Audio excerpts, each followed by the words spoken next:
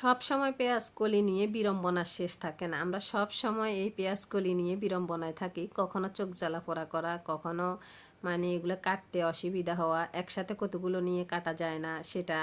তো আমি অবশ্য এর আগেও একটা ভিডিও দিয়েছিলাম যে কিভাবে অনেকগুলো পেঁয়াজ পাতা পেঁয়াজ কলিকে একসাথে করে রাবার পেঁচিয়ে মানে খুব সহজে কাটা যায়, ছুরির সাহায্যে অথবা বটি দিয়েও কাটতে পারেন।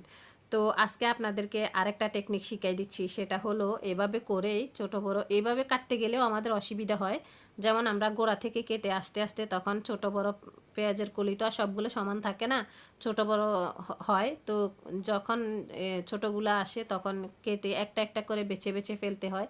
তো ওই ওই বিড়ম্বনা থেকে মুক্তি পাওয়ার জন্য আজকে আপনাদের জন্য টেকনিকটা নিয়ে আসলাম। সবগুলোকে একসাথে করে এভাবে ছুরি দিয়ে ছুরির সাহায্যে এইভাবে পেঁয়াজের ফুলগুলোকে কেটে ফেলে দিবেন, ব্যাস ঝামেলা শেষ।